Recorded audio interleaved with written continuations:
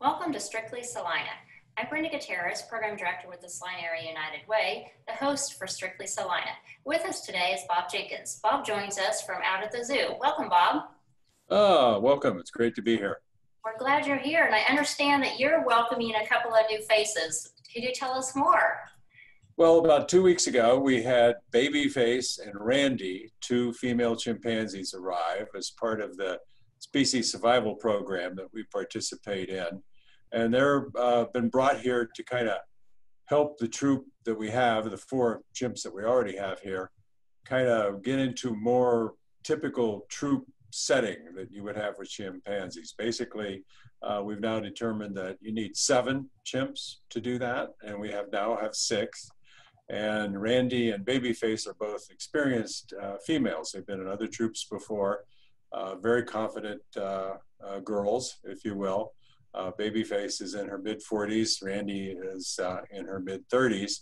And so they bring a certain tone of confidence and calmness, if you will. And that's evidenced by the fact how well they're been introduced into the tribe, or troop, I should say, as we go along. Chimps are very, very territorial, very, very demonstrative, and can be quite ferocious at times. But these 2 girls have just kind of waltzed into the heart of the other 4 and making themselves very much at home.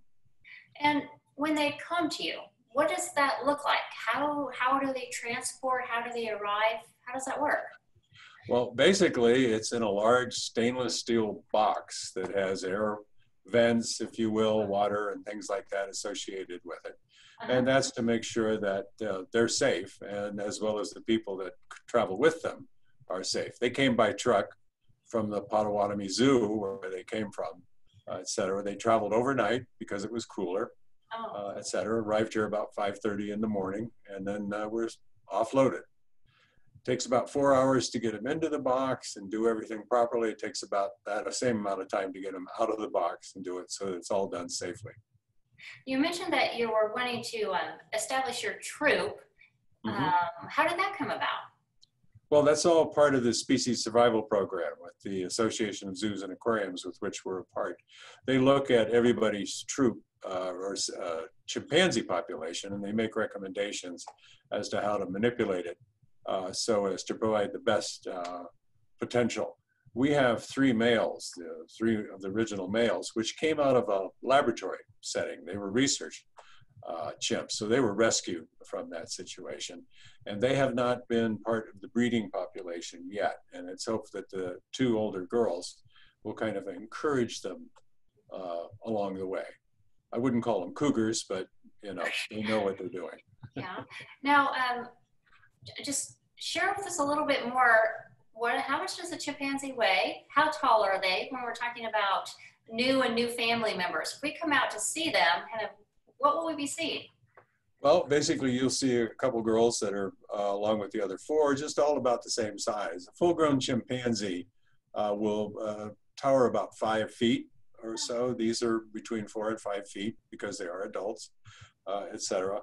They probably weigh in the vicinity of 130 to 160 pounds, depending on what they are. But they're incredibly stronger than you and I are. I mean, if they picked me up and pulled me out like that, they could pull my arms out. Oh. So, yeah, you know, which we don't want to have happen, et cetera. But we have to be very, very respectful of their abilities. And they will stay for a while? They will stay here as long as they're getting along with everybody and things progress, et cetera. The species survival plan assesses every chimp once a year through a special meeting as to what their status is, how well they're doing, et cetera. And so that'll all be part of the ongoing process of working with them here with our colony. Wow, well, congratulations on the 2 additions with a new female chimpanzee. Wow, that's good news. Things are growing. Yeah. Excellent news, excellent news. And it's all going incredibly well.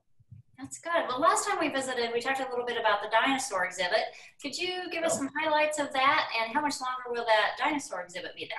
Well, the Dinosaur Exhibit opened up on the 4th of July weekend, and it'll be here till October 12th. And it shows 5 of the most popular dinosaurs that we have, that are known.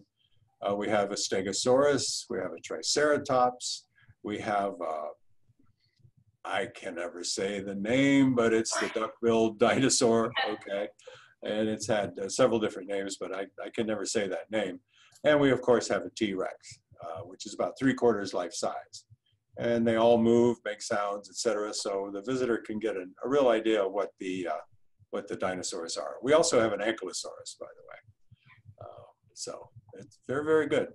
Yeah. Now, if someone were coming out, would you encourage them to start with the dinosaurs or end with the dinosaurs? If you have parents with kids, do you have a recommendation of what route they take when they arrive?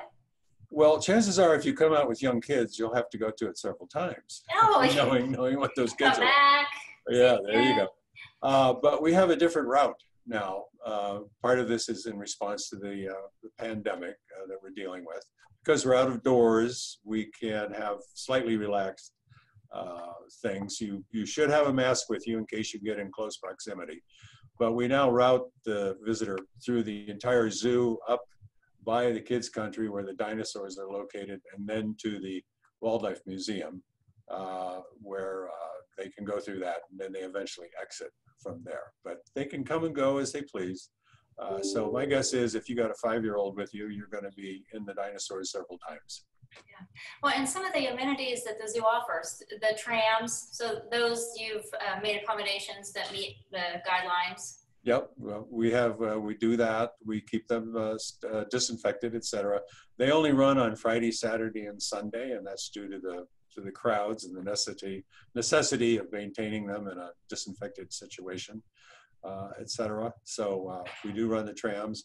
The restaurant is open on the indoors, but it's open like any other restaurant is right now. Every other table is closed to allow for proper social distancing, and anything that's indoors, we require a mask to be worn.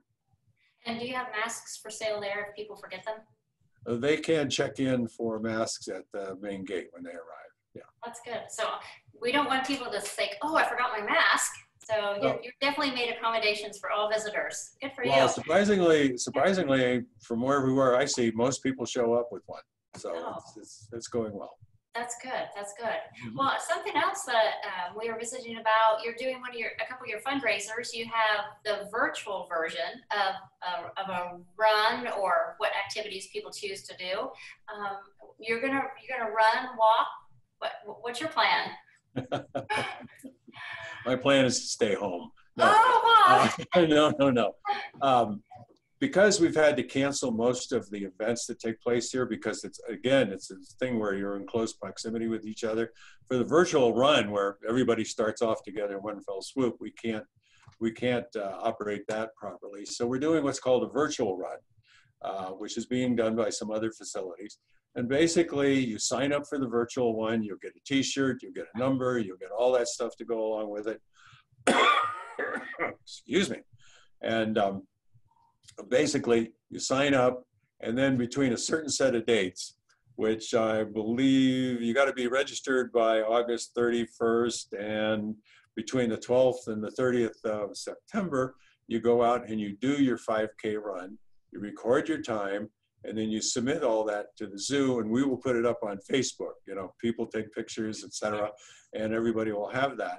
And everybody who submits their run times and everything like that will have a chance to win a family membership. So here at the zoo. So that's what we're doing there. And these are being done by other facilities, other zoos and aquariums.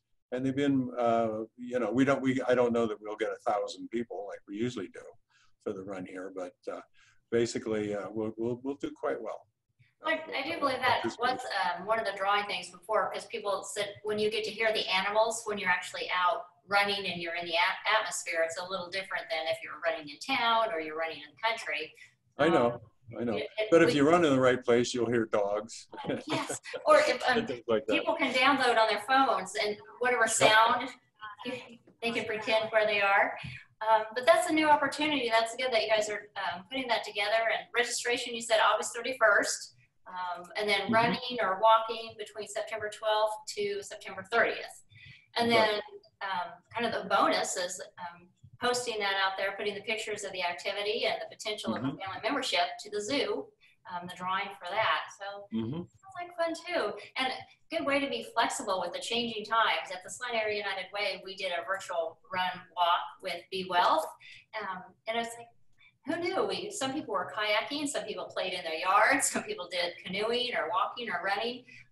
It was a little bit, you know, we didn't have a traditional race that we were going off of, a run or walk like you folks did, but being flexible, and the folks that enjoy the outdoors can participate that way and have that opportunity. Well, the run walk is probably, is it like a $25 registration? And there's information probably on the Facebook page and on the website if people want to know more information to contact about that annual event. It's very easy to find that out. We're also going to do, and we're still in the planning stages for it, we typically in August have what's called the Zoo Brew, which is, you know, a big thing with craft beers and things like that. I think last year we had something like 80 or 90 craft beers here for people to taste, what have you. Can't do that this year because everybody gets real chummy. Zoo Brew. So we're going to do a drive-through the zoo where you can show up with a carload of people and what have you. That's your own crew. You have to stay in the car, but you'll be able to drive through the zoo, look at all the animals, etc. And then as you leave, you'll get a 6-pack of craft beer to take home with you. Can't drink it in the zoo though. So the virtual Zoo Brew, stay tuned for more information on that. A drive-through zoo to you Zoo Brew, right. And does it usually involve music, live music? It typically involves live music, but we will not have live music. Not that this year. Right, right. I like the driving together, like van or SUV. Several people are my crew, and we drive through together. Oh my gosh, how interesting. Well, let our viewers know that thank you for joining us here on Strictly Salina. And Bob is out of the zoo. He's telling us about some of the things that are going on. And I understand you were able to have just a few volunteers out there this summer. Some of the teen volunteers helped. If you want to give a shout out and thank for their help again this summer.